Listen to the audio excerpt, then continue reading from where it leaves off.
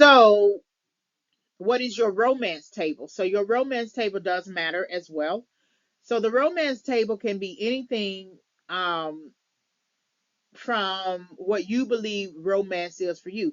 It's very general, romance table as a question, but I guess it just depends upon uh, the relationship. A lot of times, if you get certain questions asked early, sometimes it's funny how we would rather engage in sexual um, activity, but not talk about what we like sexually. And we wait till we get into the marriage, and the person wants this, right? And you want this, but neither one of you wants to uh, serve the other person, uh, to give the other person what each person wants, right? If you get early what is romance for someone, what it means for that person, again, I think you will fare better.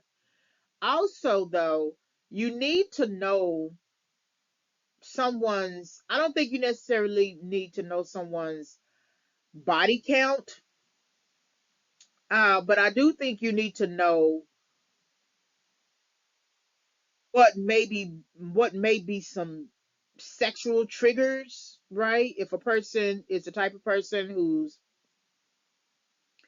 um has a porn addiction, or they masturbate, or they do a number of things outside of a relationship that has now become a crutch, that has now become a soothing mechanism for them, you're going to have issues with intimacy, because two partners are supposed to come together and be intimate with each other. You're no longer supposed to be intimate by yourself. And that goes back to the single argument. There are things that you did as a single individual, and then there are things you're going to do as a married individual, uh, married person.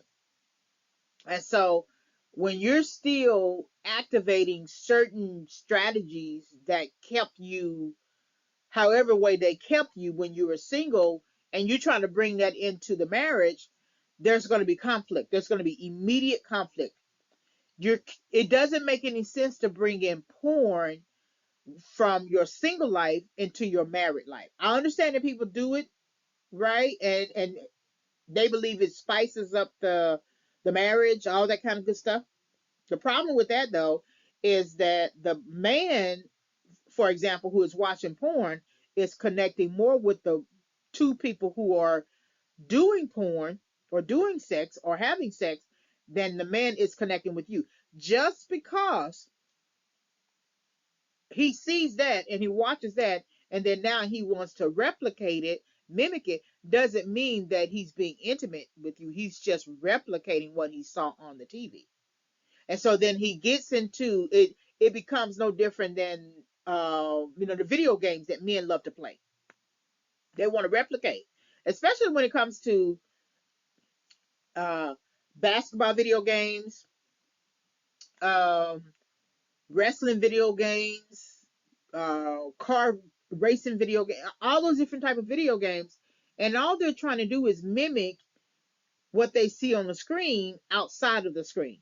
So then you acquiesce, and you become a participating partner in his mimicry, but then you are left to your own devices to get you to a place where you can release.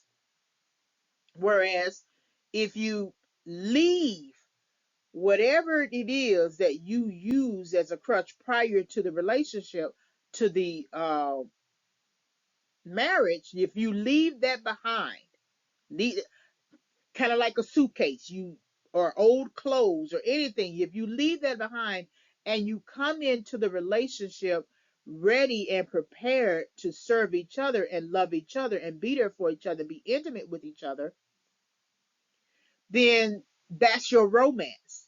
Your romance is not just going out once or twice a month on date night.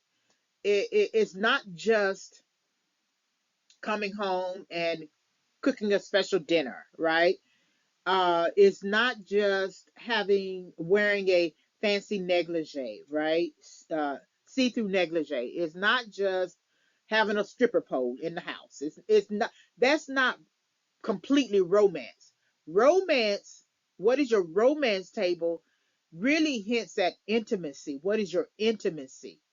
Um, because a lot of times I notice that all of us, as frail and flawed human beings, will give everything, we'll give our all to people who don't care about us, who don't want us, who don't want to be with us, or people we don't care about and we don't want to be with. We'll give our all. We'll give them the very best. But then when we get the person that we really want to be with and love, or we feel like that we love, we tend to be shy. We don't want to give everything. We are offended that the person is asking of us to do that. It's so many, things that go with that. And I just think to myself, so you did all this over here with this person for 2 years, 8 years, or whatever, and here it is, you're married, and you don't want to do it with your husband because you left your intimacy on the porn TV, or you left your intimacy on the with the old partner, or you left your intimacy when you used to serve yourself, so to speak, right? That's where you left your intimacy. Your intimacy no longer, you don't feel like you need to be intimate with now a marital partner. That's strange. I don't know why we think that way, but it's interesting that we would rather spend all our time over here in one thing over here and give it our best. I mean, give it our best.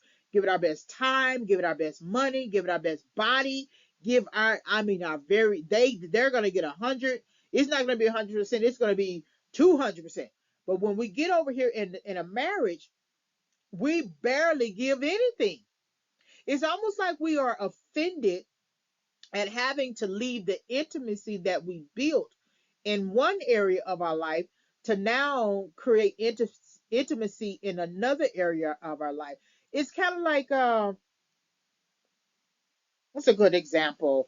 A good example would be um, a partner and a you have a marriage, husband, wife, husband decides to cheat, and the mistress is saying that the husband has a duty to her, not the wife. And the more that the wife um asks for consideration as a wife and for him to make a decision, it's almost like the husband is offended that the wife is asking him to perform husband duties to her as a wife, and that he's already created in his mind that he should serve intimacy to his mistress, and that she's more deserving, and that he has a duty more to her. He's offended at it. And that's what happens, that we have married ourselves to something else that we did prior to the relationship. We've married ourselves. It could be marriage to masturbation. It can be marriage to porn. It can be marriage to situationships. It can be marriage to an ex-partner who no longer wants us, right? It can be marriage to an idea that we really wanted to be with that person over there, but that person is no longer available. It can be it could be whatever it is that you feel like you have more loyalty to and duty to, that you hold that in higher regard, versus now you're in a marriage and you don't feel like that the person that you're with, who you're with, is deserving of you 100%, and you are offended that the person is asking you to have a duty towards them, right? The guy that I was in relationship with, he was in some kind of relationship with me, but his ex, who wouldn't take him back, kept saying to him that he had a duty to her and not me. Even though she had already made a decision in her mind that she was not going to be with him anymore, she still felt like he had a duty to her. So it was like he felt offended at me asking for him to be a partner to me, and he felt more of a duty to serve her and give her what she wants. And so you have your romance table, you really got to get a good understanding of what's going on. That means you are really addressing you. It's not so much as the outside performer of you. It is the inside understanding of you and what you believe romance is for you. So, what is your romance table?